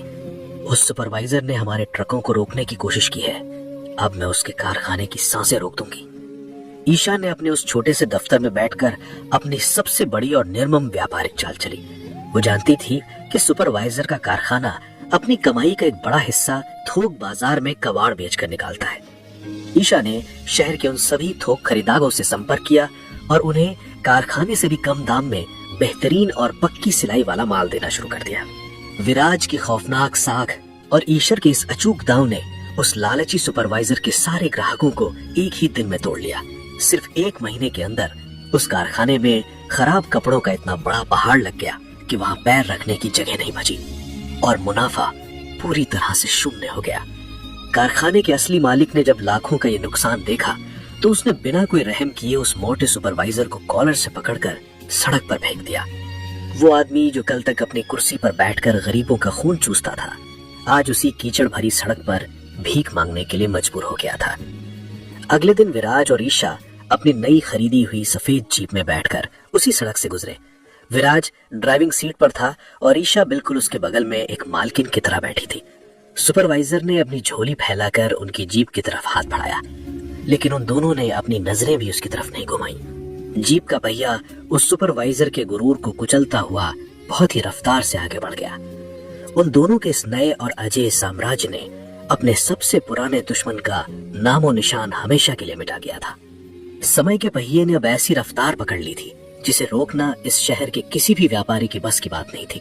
सिर्फ 6 महीनों के अंदर उस छोटे से किराए के कमरे में शुरू हुआ वो व्यापार अब लाखों के मुनाफे में बदल चुका था। विराज प्रताप सिंह और ईशा की उस खामोश और अमानवीय मेहनत ने उनके नसीब की हर एक लकीर को अपने हाथों से दोबारा खींच दिया था। आज उस पक्की ईंटों वाले कमरे में उनका आखिरी दिन था जहां उन्होंने अपनी पहली सिलाई मशीन रखी थी। कमरे के बीचों बीच आज कपड़ों की बोरियां नहीं बल्कि उनके खुद के बैंक खाते की वो पासबुक रखी थी जिसमें मुनाफे का आंकड़ा 7 अंकों को पार कर चुका था। इस शहर के सबसे बड़े औद्योगिक इलाके में वो जमीन हमारी हो चुकी है, विराज ने अपने उस भारी और गूंजने वाली आवाज में कहा और पासबुक को बंद कर दिया। उसने आज वो पुराना कोट नहीं बल्कि एक बहुत ही महंगा और सलीके से सिला हुआ सफेद सूती शर्ट पहना हुआ था। कल सुबह वहां हमारे अपने कारखाने का उद्घाटन होगा और वहां 4 नहीं बल्कि 40 सिलाई मशीनें एक साथ चलेंगी। ईशा ने अपने झोले की जगह एक बहुत ही कीमती चमड़े का पर्स अपने कंधे पर लटकाते हुए अपना फैसला सुनाया। ईशा का चेहरा अब किसी थकी हुई मजदूर औरत का नहीं बल्कि एक बेहद तेज और चालाक मालकिन का था जिसके फैसलों से पूरा बाजार हिलता था। उन्होंने उस कमरे की चाबी वहीं छोड़ दी और नीचे खड़ी हुई अपनी उस नई सफेद जीप में आकर बैठ गए। विराज ने इंजन चालू किया और गाड़ी शहर के उस पौश और शांत इलाके की तरफ मुड़ गई जहां आज तक उनकी परछाई भी नहीं पड़ी थी। ये वो इलाका था जहां शहर के सबसे रईस और इज्जतदार लोग रहते थे। उनकी जीप एक बड़े और सफेद रंग के बंगले के सामने आकर रुकी जिसके बाहर एक बहुत ही खूबसूरत बगीचा था। ये हमारा नया घर है। विराज ने गाड़ी से उतरते हुए अपनी सुलगती हुई आंखों से उस बंगले को देखा और फिर ईशा की तरफ पलटा। ये कोई किराए का कमरा नहीं था बल्कि इसके कागजात सीधे ईशा के नाम पर बने थे। ईशा ने उस बड़े से दरवाजे को खोला और अंदर दाखिल हुई। अंदर का नजारा किसी महल से कम नहीं था लेकिन उसमें वो पुराना खौफ या घुटन नहीं थी। सफेद संगमरमर का फर्श, बड़े और हवादार कमरे और दीवारों पर लगा हुआ कीमती रंग उनके इस विशाल जीत की गवाही दे रहा था। वे सीधे उस मुख्य बेडरूम में गए जहां एक बड़ा सा और मखमल का आरामदायक पलंग बिछा हुआ था। कमरे में एक बड़ी सी खिड़की थी जहां से साफ और ठंडी हवा अंदर आ रही थी और वहां कोई सीलन या धुएं की गंध नहीं थी। ईशा उस पलंग के किनारे जाकर खड़ी हो गई। उसकी नजरें उस मखमल के गद्दे पर टिक गई और उसके दिमाग में अचानक बस्ती का वो रुई का पतला गद्दा और वो ठंडा फर्श खूब गया। वो लड़की जिसने अपने लहूलुहान हाथों से उनके लिए वो गद्दा खरीदा था। आज इस आलिशान पलंग की मालकिन थी। विराज बहुत ही खामोश और सधे हुए कदमों से चलकर ईशा के बिल्कुल पीछे आकर खड़ा हो गया। उसने अपना कोई गुरूर नहीं दिखाया और न ही अपने उस भारी आवाज का इस्तेमाल किया। उसने बहुत ही कोमलता से अपना दाहिना हाथ ईशा के बाएं कंधे पर रख दिया। ये कोई आम स्पर्श नहीं था, ये उस फौलादी आदमी का एक बहुत ही गहरा और खामोश सम्मान था जो वो इस लड़की की उस असीम धैर्य और दिमागी ताकत को दे रहा था। तुम्हारी उस एक सूजी हुई उंगली ने मुझे मेरा ये पूरा साम्राज्य वापस लौटा दिया है, विराज ने ईशा के कान के पास बहुत ही नीची और दर्द भरी आवाज में कहा। उसकी आवाज में आज वो पुराना जानवर नहीं बल्कि एक ऐसा इंसान बोल रहा था जो अपनी पत्नी की हैसियत को खुद से भी ऊपर मान चुका था। ईशा ने अपने विराज के उस हाथ पर अपना हाथ रख दिया और अपनी आंखें बंद कर ली। उन दोनों के बीच अब कोई मालिक और बंदी नहीं थी, बल्कि वे दो ऐसे मुसाफिर थे जिन्होंने एक साथ नर्क की आग में जलकर खुद को सोने की तरह निखारा था। आज की रात उन्हें उस ठंडे फर्श पर नहीं बल्कि उस मखमल पर सोना था जो उनके अपने पसीने की कमाई थी। शहर का वो सबसे बड़ा औद्योगिक इलाका जो कल तक सिर्फ कुछ गिने चुने रईसों की जागीर हुआ करता था, आज वहाँ ईशा गारमेंट्स का विशाल बोर्ड आसमान चूम रहा था। वो छोटी सी लोहे की मशीन जो कभी एक सीलन भरे कमरे में खच खच करती थी, अब 40 आधुनिक और बिजली से चलने वाली मशीनों में बदल चुकी थी। कारखाने के अंदर सैकड़ों मजदूर एक साथ काम कर रहे थे और उनके काम की वो लय किसी बड़े और शक्तिशाली साम्राज्य के धड़कने की आवाज थी। ईशा अपने उस कांच वाले केबिन में बैठी हुई थी और वो अब कोई फटी हुई कुर्ती नहीं बल्कि एक बहुत ही सलीके से सिली हुई रेशमी साड़ी पहने हुए थी। उसकी आंखें अभी भी बाज की तरह तेज थी जो हर एक कपड़े की क्वालिटी को बारीकी से परख रही थी। उसकी वो दाहिनी उंगली जिस पर कभी खून और पसीने की पट्टियां बंधी थी, आज उस पर सोने की एक कीमती अंगूठी चमक रही थी जो उसके खौफनाक व्यापारिक दिमाग की गवाही दे रही थी। विराज प्रताप सिंह का वो भारी और पसीने से भीगा काला कोट अब एक बेहद महंगे और ब्रांडेड 3-पीस सूट में तब्दील हो चुका था, लेकिन उस सूट के अंदर वो पुराना जानवर आज भी जिंदा था जिसकी लाल और सुलगती हुई आंखों का खौफ बाजार के बड़े बड़े ठेकेदारों को सुन्न कर देता था। विराज अब शहर के बस अड्डे या चौराहे पर ठेला नहीं लगाता था, उसका माल अब शहर के सबसे बड़े और महंगे शोरूम्स की शोभा बढ़ा रहा था। उसकी वो भारी और गूंजने वाली आवाज जब किसी बड़े व्यापारी के दफ्तर में गूंजती तो वो बिना किसी बहस के उनके मुंह मांगे दाम पर माल उठाने के लिए मजबूर हो जाता था। हमारे माल की क्वालिटी शहर के किसी भी ब्रांड से बेहतर है और कीमत उससे आधी, विराज ने शहर के सबसे बड़े शोरूम मालिक के सामने अपनी फाइल फेंकते हुए बहुत ही कड़क और फौलादी लहजे में कहा। ये कोई कबाड़ नहीं है बाबूजी, ये वो माल है जो तुम्हारे शोरूम की किस्मत बदल देगा। शोरूम का मालिक विराज के उस खूंखार और सीधे व्यापारिक अंदाज से इतना घबरा गया कि उसने तुरंत लाखों के सौदे पर बिना पलक झपकाए दस्तखत कर दिए। विराज की इस आक्रामक व्यापारिक नीति और ईशा के उस अचूक प्रबंधन ने उनके मुनाफे को आसमान तक पहुंचा दिया था। शाम को जब विराज कारखाने के उस कांच वाले केबिन में दाखिल हुआ तो ईशा अगले महीने के भारी ऑर्डर्स की फाइलें चेक कर रही थी। विराज बहुत ही शांत और सधे हुए कदमों से ईशा के मेज के सामने आकर खड़ा हो गया। उसने अपने जेब से एक बहुत ही कीमती और कानूनी फाइल निकाली और उसे ईशा के बिल्कुल सामने उस मेज पर रख दिया। ये क्या है? ईशा ने अपनी आंखें फाइलों से उठाई और विराज के उस गंभीर चेहरे को देखा। ये पूरे साम्राज्य की आधी हिस्सेदारी के कानूनी कागजात हैं। विराज ने अपनी गूंजने वाली आवाज में बहुत ही ठहराव के साथ कहा। तुम इस कारखाने की सिर्फ मैनेजर नहीं हो, तुम इस पूरी सल्तनत की बराबर की मालकिन हो। ईशा ने उन कागजातों को देखा जिन पर विराज के पहले ही दस्तखत मौजूद थे। ये कोई भीख या एहसान नहीं था, बल्कि ये उस औरत के खून और पसीने का वो खामोश सम्मान था जो इस फौलादी आदमी अपनी जान से भी ज्यादा मानता था। मैं कोई एहसान नहीं कर रहा, ये तुम्हारी वो कमाई है जो तुमने अपनी सूजी हुई उंगली से इस नर्क से निकाल कर खड़ी की है। विराज ने अपनी बात पूरी की और बिना कोई और शब्द कहे अपने केबिन की तरफ मुड़ गया। ईशा ने उस मेज पर रखे हुए इन कागजातों को अपने हाथों में लिया और उसकी आंखों में एक बहुत ही अजीब सा और गहरा गुरूर आ गया। उसने उन कागजातों पर अपने दस्तखत कर दिए और इसी के साथ वो शहर की सबसे ताकतवर और चालाक व्यापारिक महिला बन गई। उनकी ये जोड़ी अब शहर के हर बड़े व्यापारी के लिए खौफनाक सपना बन चुकी थी, क्योंकि उन्हें हराना अब किसी के बस की बात नहीं थी। लेकिन इस तेजी से बढ़ते हुए साम्राज्य की चमक ने कुछ ऐसे पुराने भूतों को भी जगा दिया था जो कभी उनकी बर्बादी का कारण बने थे। उनका वो आलीशान महल और वे धोखेबाज रिश्तेदार अब इस नए तूफान के आहट को सुनकर बहुत तेजी से घबराने लगे थे। ईशा गारमेंट्स का कांच वाला मुख्य दफ्तर आज एक बहुत ही ठंडे सन्नाटे में डूबा हुआ था। शहर के सबसे बड़े व्यापारिक अखबार के पहले पन्ने पर छपी खबर ने अतीत के उन पुराने और सड़े हुए मुर्दों को वापस कब्र से बाहर निकाल दिया था। खबर ये थी कि विराज प्रताप सिंह का नया साम्राज्य अब शहर के पुराने और नामी घरानों को निगलने के लिए तैयार है। ये खबर पढ़कर विराज के वे धोखेबाज रिश्तेदार और उसके अपने सगे चाचा पूरी तरह से बौखला गए थे, जिन्होंने कुछ साल पहले उसे सड़क पर एक भिखारी की तरह फेंक दिया था। उन्हें लगा था कि वो खूंखार जानवर उस बस्ती की कीचड़ में घुट घुट कर मर जाएगा, लेकिन उसकी इस खौफनाक वापसी ने उनके पसीने छुड़ा दिए थे। दोपहर के ठीक 2 बजे दफ्तर के बाहर 4 महंगी गाड़ियां आकर रुकी और उनमें से विराज के चाचा अपने कुछ वकीलों और गुंडों के साथ बाहर निकले। उनका गुरूर आज भी वही पुराना था, क्योंकि उन्हें लगता था कि वे इस नए कारखाने पर भी अपना झूठा कानूनी हक जताकर उसे हड़प लेंगे। उन्होंने बिना किसी से पूछे सीधे विराज के केबिन का दरवाजा खोला और अंदर घुस गए। तो सड़क के कुत्ते ने फिर से एक नई हड्डी ढूंढी ली। विराज के चाचा ने अपनी उसी पुरानी और जहरीली आवाज में विराज का अपमान करते हुए कहा और वकीलों ने कुछ पुराने जाली कागजात मेज पर फेंक दिए। विराज अपनी कुर्सी पर बैठा हुआ था और उसकी आंखें पल भर में सुलगते हुए अंगारों में बदल गईं। उसके नथुने फूल गए और उसके हाथों की नसें इस कदर तन गईं कि वो अभी उठकर उन सभी की हड्डियां तोड़ सकता था। लेकिन इससे पहले कि विराज का वो पुराना और हिंसक जानवर बाहर आता, केबिन का दूसरा दरवाजा खुला और ईशा अंदर दाखिल हुई। आज ईशा कोई खामोश मजदूर नहीं, बल्कि एक बेहद कीमती रेशमी साड़ी और ऊंची एड़ी के सैंडल पहने शहर की सबसे खूंखार मालकिन लग रही थी। उसकी आंखों में कोई खौफ नहीं, बल्कि एक ऐसी बर्फ जैसी ठंडक थी जो किसी को भी जमा सकती थी। कुत्ते वो होते हैं जो दूसरों का जूठा खाते हैं, और आप लोग आज उसी जूठन की तलाश में हमारी चौखट पर दुम हिलाते हुए आए हैं। ईशा की वो तेज और चाबुक जैसी आवाज उस पूरे केबिन में गूंज उठी, जिसने उन वकीलों और गुंडों को एक ही झटके में सुन कर दिया। तू कौन है 2 कौड़ी की औरत जो हमारे बीच में बोल रही है?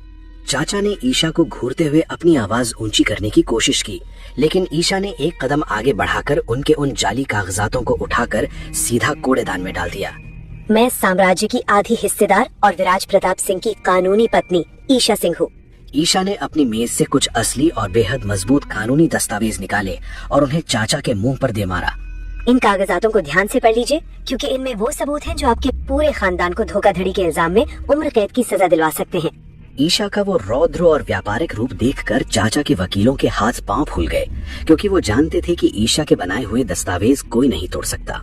हमने आपके उन सभी शेल कंपनियों के शेयर खरीद लिए हैं जिनसे आप अपना काला धन सफेद करते हैं, और अब अगर आपने हमारी तरफ आंख भी उठाई तो मैं आपको सड़क पर भीख मांगने लायक भी नहीं छोड़ूंगी। ईशा ने अपनी बात बहुत ही ठंडे और खौफनाक लहजे में पूरी की और दरवाजे की तरफ उंगली कर दी। विराज अपनी जगह से उठा और ईशा के बिल्कुल करीब आकर खड़ा हो गया। आज उसकी उन सुलगती हुई आंखों में कोई गुरूर नहीं था, बल्कि एक ऐसा गहरा और अनकहा सम्मान था जो धीरे धीरे एक बेकाबू मोहब्बत में बदल रहा था। शेयर बाजार का वो सबसे खौफनाक हफ्ता शहर के इतिहास में काले अक्षरों में दर्ज होने वाला था। ईशा गारमेंट्स के उस कांच वाले दफ्तर में अब सिलाई मशीनों की आवाज नहीं, बल्कि लाखों करोड़ों के दाव खेलने की खामोश गूंज थी। ईशा अपनी कुर्सी पर बैठी हुई उन कंप्यूटर स्क्रीन्स को एक भूखी शेरनी की तरह देख रही थी, जिन पर विराज के चाचा की कंपनियों के शेयर धड़ाम से गिर रहे थे। विराज उसके ठीक पीछे खड़ा था और उसका वो महंगा 3 पीस सूट आज एक खूंखार राजा के कवच जैसा लग रहा था। उनके सारे बड़े इन्वेस्टर्स हमारे साथ आ चुके हैं और उनकी शेल कंपनियों का पर्दाफाश हो गया है। ईशा ने अपनी आंखें स्क्रीन से बिना हटाए बहुत ही ठंडे और बर्फ जैसे लहजे में अपना खौफनाक वार किया। आज बाजार बंद होने तक वो गद्दार पूरी तरह से सड़क पर आ जाएंगे। विराज की सुलगती हुई आंखों में एक शैतानी और विजयी चमक आ गई। उन गद्दारों को उसी कीचड़ का स्वाद चखना होगा जहां उन्होंने मुझे मरने के लिए फेंका था। विराज ने अपनी भारी और गूंजने वाली आवाज में अपना वो पुराना फैसला सुनाया। शहर की दूसरे कोने में चाचा और उनके धोखेबाज रिश्तेदारों के पसीने छूट रहे थे। उनके फोन लगातार बज रहे थे और बैंक उनके सारे खाते सीज कर चुके थे। ईशा के उस अचूक व्यापारिक दिमाग ने एक ही दिन में उनके करोड़ों के साम्राज्य को मिट्टी में मिला दिया था। वो अब एक एक पैसे के लिए मोहताज हो गए थे और उनका सारा गुरूर टूट चुका था। दोपहर के ठीक 3 बजे जब बाजार बंद हुआ तो विराज के चाचा पूरी तरह दिवालिया हो चुके थे। उन्हें उसी आलीशान महल से धक्के मारकर बाहर निकाल दिया गया था जिसे उन्होंने विराज से धोखे से छीना था। अगली सुबह विराज और ईशा अपनी उसी सफेद जीप में बैठकर उस महल के बड़े लोहे के गेट के सामने पहुंचे। ये वही जगह थी जहां से विराज को एक भिखारी की तरह बाहर फेंका गया था। आज वहां नीलाम करने वाले अधिकारी और शहर के बड़े रईस लोग खड़े थे। इस महल की कीमत 50 करोड़ रुपए से शुरू होगी। अधिकारी ने अपनी आवाज लगाई और भीड़ में सन्नाटा छा गया। विराज ने अपनी जीप का दरवाजा खोला और वो अपने फौलादी कदमों के साथ उस भीड़ को चीरता हुआ आगे बढ़ा। ईशा उसके बिल्कुल बगल में एक खौफनाक रानी की तरह चल रही थी। 100 करोड़ रुपए नकद। विराज की वो गरजती हुई आवाज उस पूरे इलाके में किसी खौफनाक आंधी की तरह गूंजी। वहां खड़े सारे रईसों की सांसें अटक गईं, क्योंकि किसी के पास इतनी बड़ी रकम नकद देने की हैसियत नहीं थी। अधिकारी ने तुरंत वो नीलामी विराज और ईशा के नाम कर दी और चाबियां उनके हाथों में सौंप दी। विराज ने उन कागजातों को लिया और सीधे उस महल के मुख्य दरवाजे को अपने फौलादी हाथों से धकेल कर खोल दिया। अंदर का नजारा वही पुराना और आलीशान था, लेकिन आज उसका असली वारिस वापस लौट आया था। फर्श की उस मखमल पर कदम रखते ही विराज के दिमाग में उस बस्ती के ठंडे फर्श और रुई के गद्दे की याद एक पल के लिए कौंध गई। उसने मुड़कर ईशा को देखा, जिसने अपनी उसी सूजी हुई उंगली और तेज दिमाग से ये सब मुमकिन कर दिखाया था। सड़क की धूल से वापस इस मखमल तक का सफर आज पूरा हो गया। विराज ने ईशा की आंखों में सीधा देखते हुए एक बहुत ही गहरा और खामोश सम्मान दिया। उन दोनों का ये साम्राज्य अब पूरी तरह से अजेय हो चुका था और अब कोई भी ताकत उन्हें इस महल से बाहर नहीं निकाल सकती थी। उस महल के सबसे बड़े और आलीशान कमरे को अब एक खौफनाक और बेहद ठंडे बोर्ड रूम में बदल दिया गया था। महोगनी की उस विशाल मेज के चारों तरफ शहर के सबसे बड़े इन्वेस्टर्स, बैंकर्स और व्यापारी बैठे हुए थे और उनके माथे पर खौफ का पसीना साफ चमक रहा था। आज उन्हें उस खूंखार इंसान से डील करनी थी जिसने रातों रात पूरे बाजार का नक्शा बदलकर उनके गुरूर को मिट्टी में मिला दिया था। भारी और नक्काशीदार दरवाजा खुला और विराज प्रताप सिंह अपने उसी फौलादी महंगे 3 पीस सूट में अंदर दाखिल हुआ, जिसकी हर एक सिलवट से ताकत टपक रही थी। उसके भारी कदमों की आहट से ही बोर्डरूम में एक शमशान जैसा सन्नाटा छा गया और सभी व्यापारी अपनी सांसें रोककर खड़े हो गए। लेकिन विराज उस मुख्य और सबसे बड़ी कुर्सी पर नहीं बैठा जो इस साम्राज्य के असली मालिक के लिए मेज के बिल्कुल सिरे पर रखी गई थी। उसने अपनी लाल और सुलगती हुई आंखों से उन सभी कांपते हुए रईसों को देखा और फिर उस मुख्य कुर्सी को अपने हाथों से पीछे खींच लिया। तभी दरवाजे से ईशा अंदर दाखिल हुई। आज वो कोई आम औरत नहीं, बल्कि एक बेहद कीमती और सलीके से सिली हुई गहरे नीले रंग की रेशमी साड़ी पहने एक खौफनाक रानी लग रही थी। उसकी आंखों में वही बर्फ जैसी ठंडक और अचूक चालाकी थी जिसने बस्ती के उस सीलन भरे कमरे से निकलकर इस महल को वापस जीता था। विराज ने बहुत ही गहरे सम्मान के साथ ईशा को उस मुख्य कुर्सी पर बिठाया और खुद उसके बिल्कुल बगल में एक रक्षक और बराबर के साझीदार की तरह खड़ा हो गया। आप सभी को लगता है कि इस शहर और बाजार को मैंने अपने खौफ और ताकत से जीता है। विराज की वो गरजती हुई भारी आवाज उस सन्नाटे को चीरते हुए गूंजी जिसने उन व्यापारियों की रीढ़ की हड्डी में सिहरन पैदा कर दी। लेकिन इस खूंखार जानवर की लगाम और इस पूरे साम्राज्य का असली दिमाग मेरी पत्नी ईशा सिंह है। विराज ने अपनी उस आवाज में दुनिया के सामने ईशा की हैसियत का सबसे बड़ा और खौफनाक ऐलान कर दिया, जिसे सुनकर वहां बैठे रईसों के मुंह खुले के खुले रह गए। उन्होंने कभी किसी औरत को इतने बड़े और खतरनाक साम्राज्य की इकलौती मालकिन के रूप में मेज के उस पार नहीं देखा था। ईशा ने बिना कोई भाव बदले मेज पर रखी उस कानूनी फाइल को खोला और उसकी नजरें एक बाज की तरह उन सभी इन्वेस्टर्स पर टिक गईं। मुनाफे का 60% हिस्सा सीधा ईशा गारमेंट्स के खातों में जाएगा और बाजार के नए नियम अब से हम तय करेंगे। ईशा की वो चाबुक जैसी और बर्फ से भी ठंडी आवाज सुन के उन बड़े बड़े ठेकेदारों के हाथ पांव सुन्न हो गए, क्योंकि इस दर पर कोई भी कंपनी काम नहीं करती थी। अगर किसी को ये शर्तें मंजूर नहीं है तो वो अभी इसी वक्त इस दरवाजे से बाहर जा सकता है, क्योंकि हम अपनी कीमत पर मोल भाव नहीं करते। ईशा का वो खामोश लेकिन बेहद खतरनाक और अड़ियल रूप देखकर किसी भी व्यापारी की सांस लेने तक की हिम्मत नहीं हुई। उन्होंने एक दूसरे की तरफ देखा और कांपते हुए हाथों से बिना कोई सवाल या बहस किए उन करोड़ों की डील्स पर अपने दस्तखत कर दिए। मीटिंग खत्म होने के बाद जब वो पसीने से तरबतर व्यापारी अपनी फाइलें लेकर बाहर निकले तो बोर्ड रूम में सिर्फ विराज और ईशा बचे थे। विराज ने उस मुख्य कुर्सी पर बैठी ईशा की तरफ देखा और आज उस फौलादी आदमी की आंखों में सिर्फ व्यापारिक सम्मान नहीं था, सालों की वो घुटन, उस रुई के गद्दे की याद और एक दूसरे के खून पसीने से सींची गई इस जीत ने आज विराज के अंदर एक ऐसी बेकाबू और गहरी प्यास जगा दी थी जो अब छिपने वाली नहीं थी। रात का वो गहरा और मखमली अंधेरा महल के उस विशाल बेडरूम में एक अजीब सी खामोशी लेकर उतरा था। बाहर शहर की वो चमकदार और मशीनी दुनिया सो चुकी थी, लेकिन इस कमरे के अंदर आज सालों से दबे हुए खौफ, दर्द और नफरत का सबसे बड़ा तूफान शांत होने वाला था। दीवारों पर लगी कीमती पेंटिंग्स और फर्श पर बिछा वो मोटा रेशमी कालीन उनकी इस विशाल जीत की गवाही दे रहे थे। लेकिन खिड़की के पास खड़ा विराज प्रताप सिंह आज किसी अजेय राजा की तरह नहीं, बल्कि एक ऐसे थके हुए और टूटे हुए मुसाफिर की तरह लग रहा था जो अपनी मंजिल पर पहुंचकर भी खाली हाथ था। विराज ने अपना वो फौलादी और महंगा 3 पीस सूट उतार दिया था और सिर्फ एक सफेद सूती कमीज में खड़ा बाहर के उस अंधेरे को घूर रहा था। उसके दिमाग में बार बार बस्ती का वो सीलन भरा कमरा, खून से सनी हुई ईशा की वो उंगली और उसका वो खूंखार जानवर वाला रूप घूम रहा था जिसने इस लड़की को एक कैली से भी बदतर जिंदगी दी थी। आज जब पूरा साम्राज्य वापस उनके कदमों में था तो उसे अपनी उन पुरानी और हैवानियत भरी गलतियों का एहसास एक तीखे खंजर की तरह चुभ रहा था। कमरे का वो भारी और नक्काशीदार दरवाजा बहुत ही खामोशी से खुला और ईशा अंदर दाखिल हुई। उसने अपनी वो रेशमी साड़ी बदल दी थी और अब एक बहुत ही सादे लेकिन कोमल सूती गाउन में थी। उसके चेहरे पर दिन भर की वो ठंडी और खौफनाक व्यापारिक मालकिन वाली सख्ती नहीं थी, बल्कि एक बहुत ही शांत और गहरी नदी जैसी नरमी थी। उसने विराज की वो मजबूत और चौड़ी पीठ को देखा जो आज अजीब सी उदासी और बोझ से झुकी हुई लग रही थी। ईशा ने अपने सधे हुए कदमों से चलकर विराज के बिल्कुल पीछे जाकर रुकी।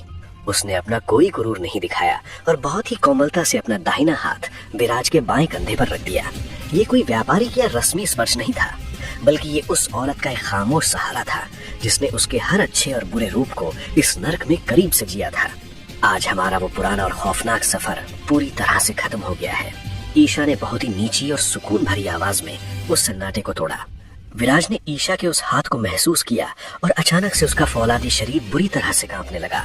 उसने मुड़कर ईशा की उन शांत आंखों में देखा और उस दरिंदे इंसान की सुलगती हुई लाल आंखों से आज पहली बार आंसू छलक पड़े। ये कोई हार के आंसू नहीं थे, बल्कि ये घमंड, अहंकार और दरिंदगी के पिघलने के आंसू थे जिसने उसे इंसान से जानवर बना दिया था। विराज अचानक से उस रेशमी कालीन पर ईशा के बिल्कुल सामने अपने घुटनों के बल बैठ गया। उसका ये रूप देखकर ईशा पूरी तरह से सन्न रह गई। वो आदमी जिसके नाम से शहर के बड़े बड़े गुंडे और रईस कांपते थे, आज अपनी ही पत्नी के सामने एक मुजरिम की तरह सर झुकाए बैठा था। मुझे माफ कर दो। विराज की वो गरजती हुई और भारी आवाज आज आंसुओं की वजह से बुरी तरह से फट और कांप रही थी। मैंने अपने उस खौफ और जानवर वाले घमंड में तुम्हें वो दर्द दिया जो शायद कोई दुश्मन भी नहीं देता।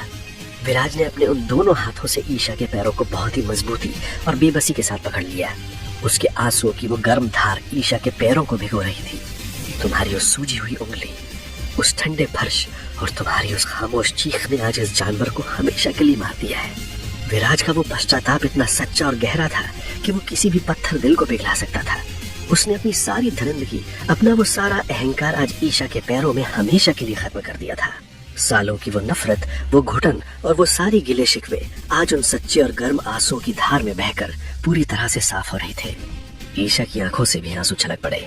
उसने झुककर अपने दोनों हाथों से विराज के आंसुओं से भीगे हुए चेहरे को ऊपर उठाया। वो नर्क हमारा अतीत था और आज हम उस राख से निकलकर एक नए इंसान बन चुके हैं। ईशा ने अपनी